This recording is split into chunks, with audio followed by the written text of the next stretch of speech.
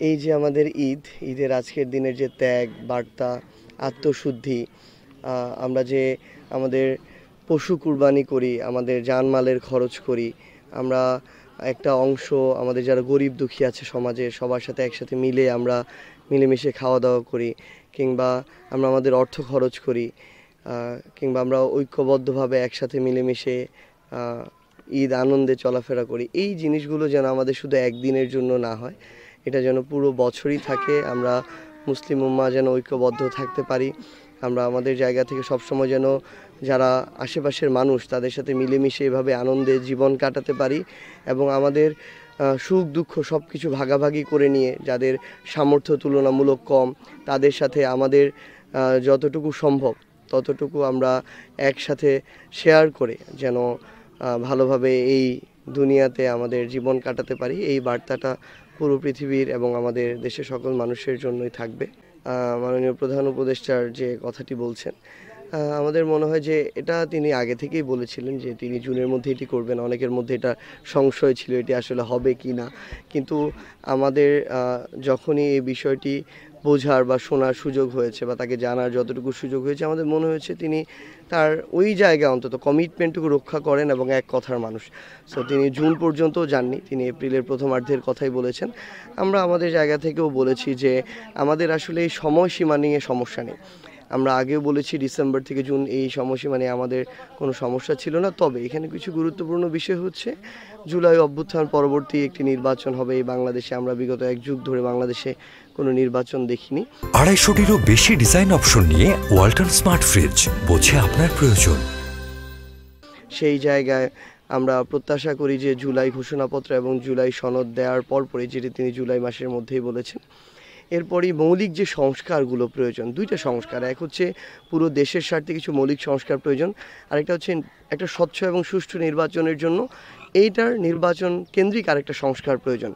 আমরা প্রত্যাশা করি যে মার্চের মধ্যে এই সংস্কারগুলো সম্পন্ন হবে, কারণ এই অভ্যুত্থান পরবর্তী নির্বাচন যদি কোনোভাবে স্বচ্ছতা, জবাবদিহিতা কিংবা নিরপেক্ষতার প্রশ্নে বিন্দুমাত্র প্রশ্নের সম্মুখীন হয়, এটা পুরো অভ্যুত্থানকে একটি প্রশ্নের মুখে দাঁড় করিয়ে দিবে এবং পুরো দেশের মানুষের যে একটা আকাঙ্ক্ষা, সেই আকাঙ্ক্ষাটি নষ্ট হবে।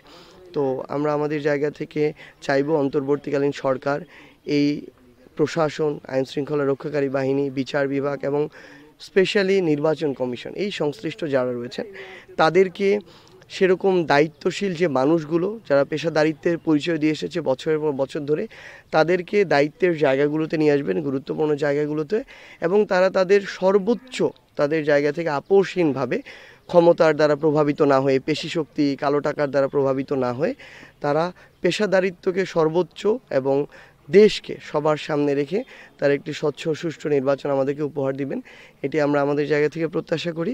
তবে অভ্যুত্থান পরবর্তী রাষ্ট্রের যে মৌলিক সংস্কারগুলো প্রয়োজন, যেগুলো উদ্যোগ নেওয়া হয়েছে, ঐক্যমত্য কমিশন কাজ করছে বিভিন্ন রাজনৈতিক দলের সাথে, সেগুলো যেন আমরা মার্চের মধ্যে এগুলোর বাস্তবায়ন দেখতে পাই এবং একটা দৃশ্যমান বিচারিক প্রক্রিয়া আমরা দেখতে চাই। মানে যেই খুনির নির্দেশে এতগুলো হত্যাকাণ্ড হলো, তার একটা বিচারের রায় যদি এই বাংলাদেশে নির্বাচনের আগে না হয়, অভ্যুত্থান পরবর্তী সময়ে, এটা অন্তর্বর্তীকালীন সরকারের সবচেয়ে বড় দায়বদ্ধতাটাকে প্রশ্নের মুখে ফেলবে।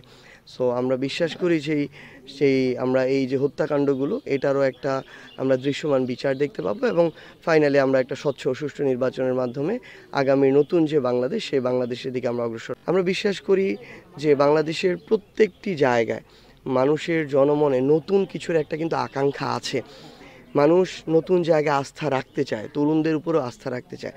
এখন আমাদের কাজের মাধ্যমে আমাদের সেই আস্থার প্রতিদান দিতে হবে এবং জনমানুষের প্রাণের চাওয়া দাবিগুলো যেন আমাদের মুখ দিয়ে আসে এবং আমরা সেই অনুযায়ী যেন কাজ করি, সেটি আমাদের জায়গা থেকে কাজ।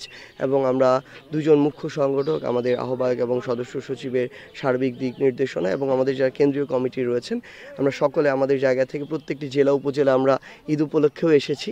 তো সেই জায়গায় আমরা একই সাথে আমাদের ঈদ উদযাপনের পাশাপাশি সাংগঠনিক কার্যক্রমগুলো আমরা আমাদের জায়গা থেকে ত্বরান্বিত করার চেষ্টা করি।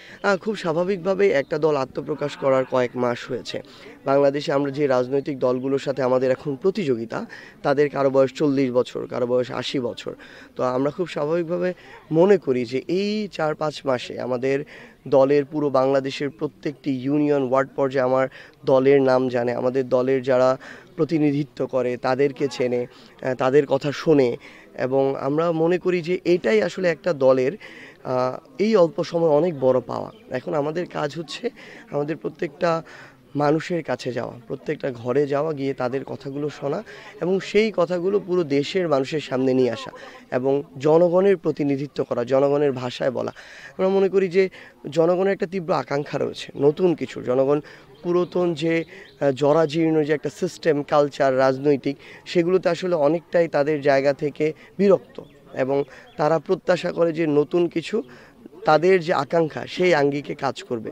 আমরা সেটা ধারণ করার এবং সেই অনুযায়ী কাজ করার চেষ্টা করছি। যথেষ্ট আমাদের জায়গা থেকে সমর্থন এবং সাড়াও পাচ্ছি। এখন শুধু অপেক্ষা জনগণের দ্বারে পৌঁছানো। আমরা বিশ্বাস করি যদি আমরা প্রত্যেকটি ঘরে বাংলাদেশের পৌঁছাতে পারি, তাহলে বাংলাদেশের প্রত্যেকটি ঘর এনসিপির কথা বলবে।